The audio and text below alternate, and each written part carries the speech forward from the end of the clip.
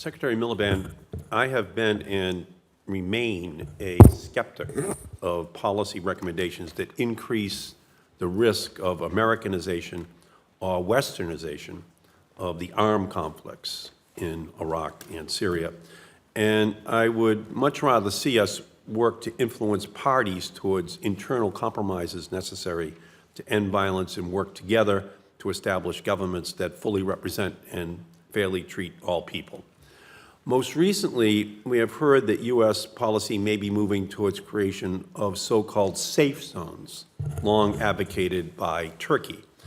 Just last week, retired General Petraeus called for us to create, quote, enclaves in Syria protected by coalition air power where a moderate Sunni force could be supported and where additional forces could be trained internally. Displaced persons could find refuge and the Syrian opposition could organize. But on September 16th, here in the Foreign Relations Committee, we heard testimony from Michael Bowers of Mercy Corps, who told us that such zones cannot be considered safe. I have been advised that there are 3 requirements for true, effective humanitarian safe zones. 1, parties to the armed conflict must agree to the creation of the zone and to respect it. 2, the zone must be secured by an impartial force with sufficient capability and size, and it is critical that this force not be a party to the conflict or a supporter of any party to the conflict. 3, the zone must be demilitarized, meaning that it must not be a base for any military activity or operations by parties to the conflict, and this must be rigorously enforced by the impartial security force. In August, the UN Special Envoy for Syria, Staffan de Mistura, completed a round of consultations that the UN Security Council has endorsed. Secretary Miliband, could you provide your perspective on how the P5 and the entire international community can focus diplomatic support for his efforts? More specifically, how might such a process create true humanitarian safe zones in Syria that meet the criteria I just mentioned? Thank you, Senator. I'd say 2 things. First of all, your skepticism about military engagement is widely shared, and I know that you've, however, not been a skeptic about engagement internationally generally, and I think the greater the skepticism about the military side, the greater the responsibility to act on the humanitarian and the political.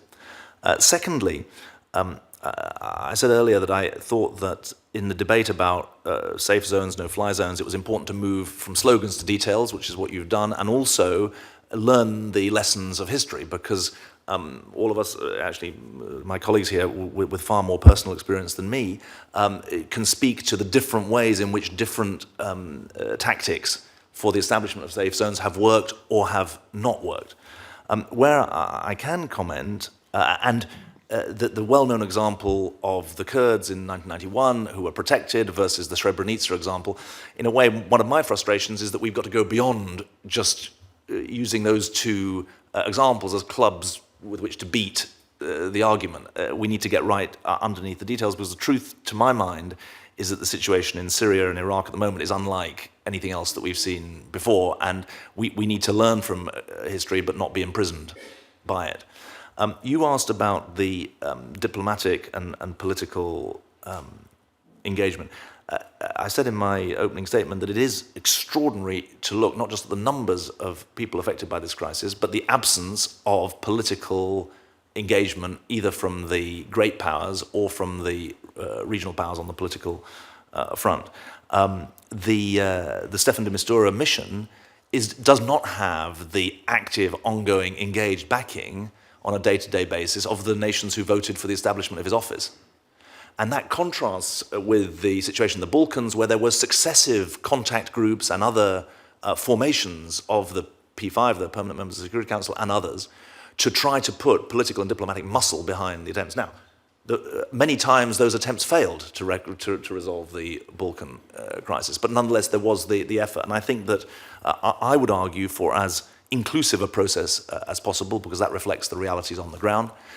and for a process as structured and urgent as possible, secondly. And thirdly, for a process that doesn't leave the humanitarian situation last. Because often in these diplomatic, I don't like to say games, but diplomatic enterprises, the humanitarian situation is seen as an add-on, whereas to my mind, it may well be that the humanitarian situation provides the way in for a contact group rather than the conclusion of a contact group. And it's in that light that I suggested that this notion of humanitarian envoys appointed by the P5 heads of state, but also by the regional powers, to start with some what should be unbreakable rules. And that seems to me to be at least a plausible hypothesis about a way an international effort could be geared. If I could just underscore 2 points, I would first of all emphasize that now that this crisis has reached the shores of Europe, it does catalyze a renewed focus. And the humanitarian crisis is an important way in. It is now the leading edge of this crisis as it presents globally. And secondly, it's very dangerous to conflate military approaches with civilian protection. And any approach that conflates those goals, I think, is a perilous way forward. You agree more with the 3-point program that I laid out. Do you each agree with that? That's a better approach? Yes, although I would fully subscribe to David's advice that we have a detailed conversation based on the particulars. I appreciate yes. it, but in principle, the sanctuary for the refugees can't also be the military base. Correct, To attack. correct. You all agree with that.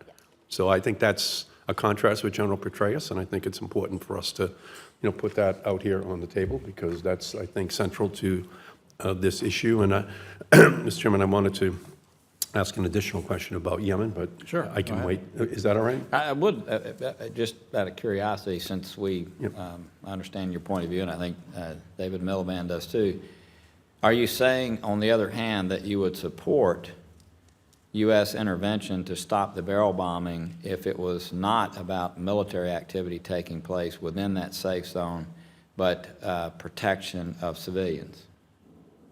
You asking? No, I'm asking you that. Just out of curiosity. I just heard y'all. Because that'd be a breakthrough.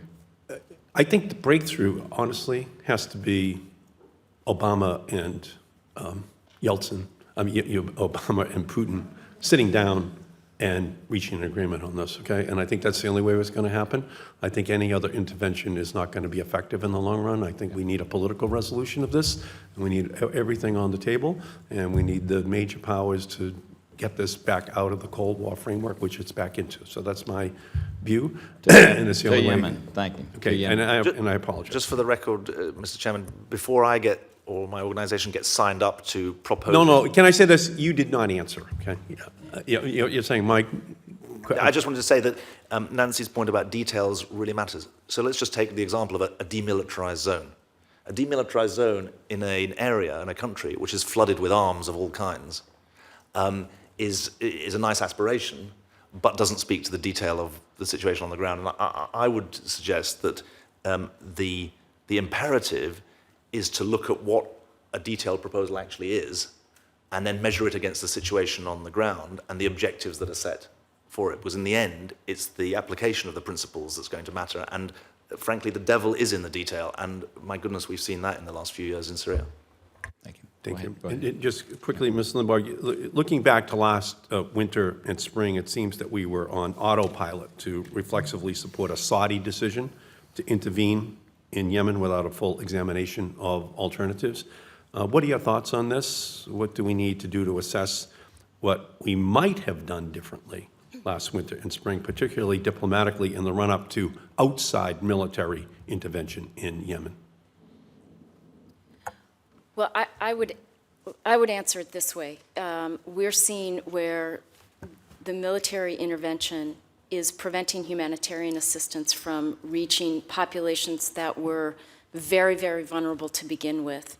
And we are already seeing the beginning of pockets of famine in Yemen. And if there isn't an ability to provide assistance on a more regular basis, including the ability of ships to dock, because Yemen is deeply dependent upon imports of fuel and critical food supplies, It's also running critically short of water, as we know.